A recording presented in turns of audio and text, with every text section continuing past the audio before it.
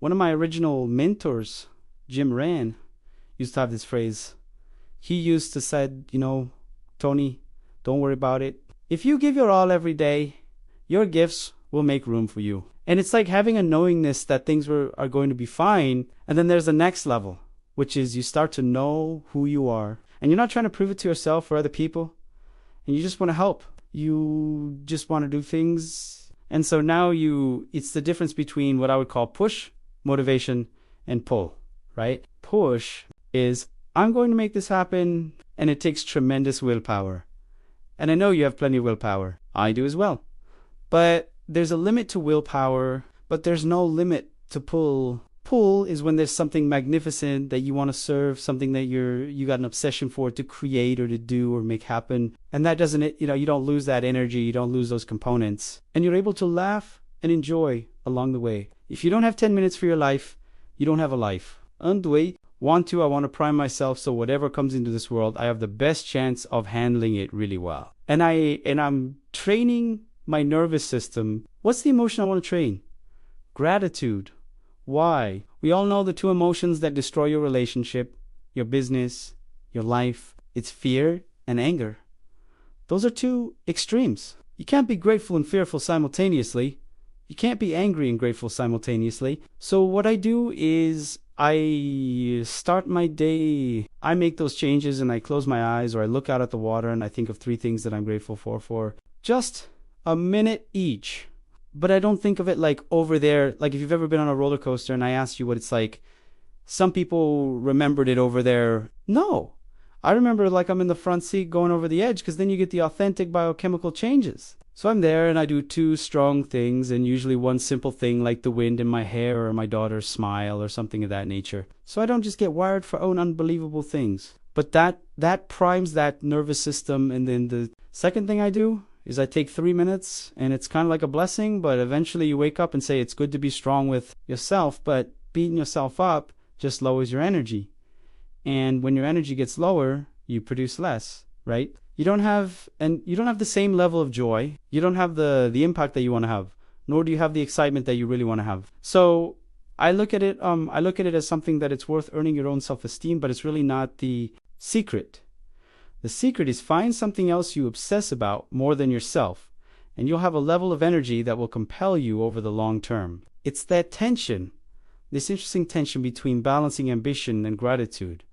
Yes. And, this fear that, if I pat myself on the back too much, right? What if that stops the drive? It's coming from this place of fear, this fear of not being enough, this fear of failure. I'm going to continue to disprove it. And I don't want to let up, because that's the only fuel that I know. We don't experience life, nanavuzdu. We experience the life we focus on. So in any moment, what's wrong is always available. So is what's right. So it's not about being positive. It's about being intelligent, right? When you're in a totally negative state and, the world's going to end and there are people like believing that in the next 12 years, the entire environment's going to collapse and they won't have a child. You got to look at the impact of what you're believing, and you got to look at and say, where's my focus going? I can always be upset about something. If you're always focused on missing, how can you sustain happiness? You're in a permanent place of lack. That's correct. So scarcity is there. So you'll have drive, right, to keep staying on the hamster wheel of achievement, but you're not going to see much fulfillment. Not in a sustainable way. It's impossible. It has nothing to do with you or me, right? It's just software. And we got a soul. We're not software. But you run your software so often, you start thinking your mind is you versus my mind is a tool that I'm going to use, or if I don't use it, it's going to use me. The minute you focus on something, your brain has to decide, what does it mean? And meaning is what creates emotion.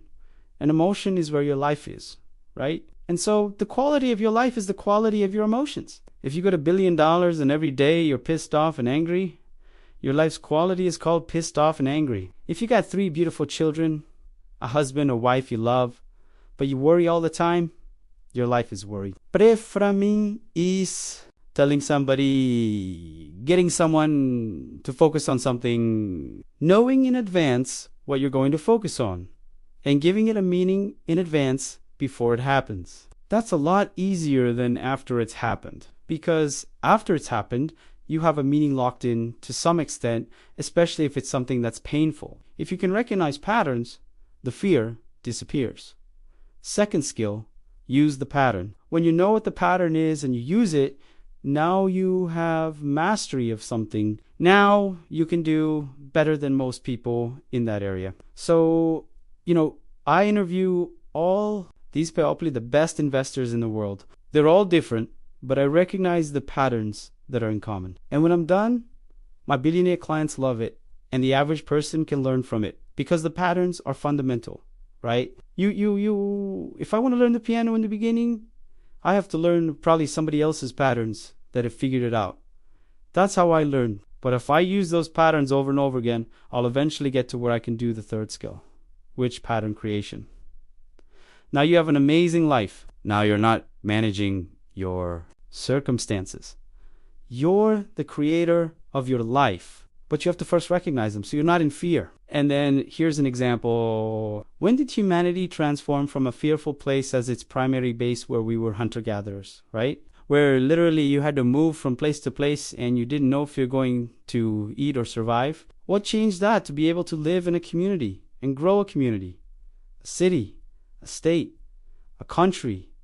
One, pattern recognition seasons. The day that we figured out that if I do the right thing at the wrong time, I get nothing, but if I plant at this specific time in the spring, and if I know I got to protect it during the hot summer, I'm going to reap in the fall. And if I hang on to some of that, I'll make it through the next winter. That changed humanity completely. One recognition, and most of us don't have that recognition of the season. So here's a season for you and your audience to consider. What season are you in right now? Because human life has 4 seasons, if we want to call it that. As an oversight, 0, 2, 21 is springtime. What do you know about springtime? Is it hard to grow during springtime? Things grow automatically in springtime. If you start a business in springtime, you're going to think you're the business genius. No, you're just in springtime. Everybody's optimistic. Things grow, easily goes. It's an overall theme.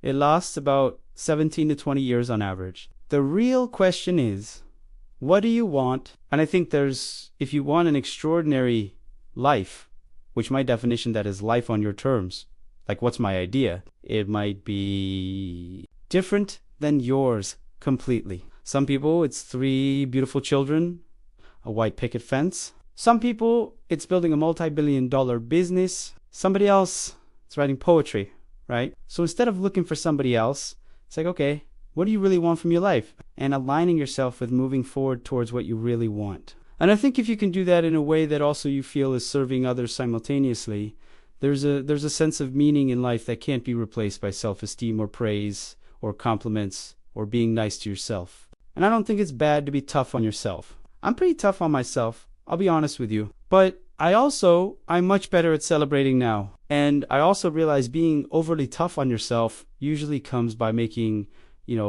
comparisons that don't make sense. Aristotle said, how do you not be criticized? Say nothing, do nothing, be nothing, right? And you're like, F that, right? I know who the hell I am. And it's like, I'd love to serve everybody. It's not going to be right for everybody. I'm totally fine. But you're not trying to prove it. All you really want to do is serve. So I used to have these giant mission statements, change the world, all these things, and I do all those things.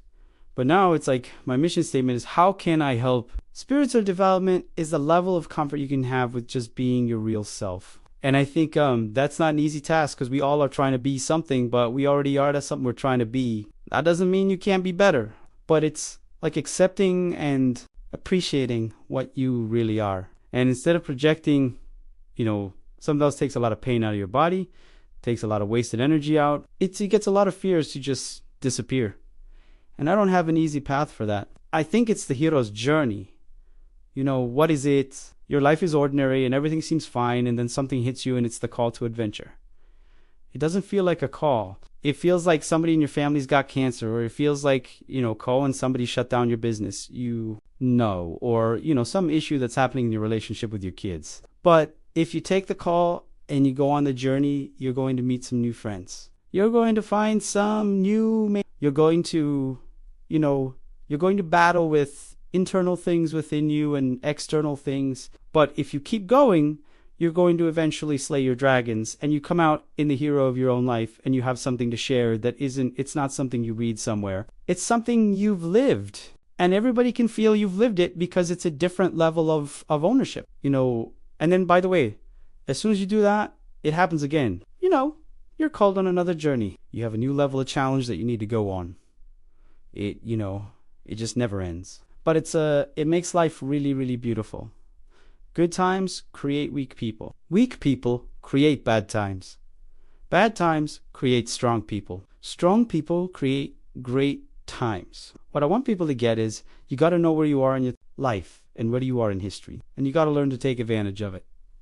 You can't complain that it's winter. During winter, if you start a business in winter and you succeed, 60% of all the Fortune 1000 companies that are alive today, some successful companies could have been born in any one of those 4 seasons. They were all born in winter. Wow. In a recession or a depression, got to love it. From FedEx to Disney, Disney was depression. FedEx was in recession. I can walk you through them all. So that process makes you strong. And what changed my life was finding that part that's inside of all of us that will not give up.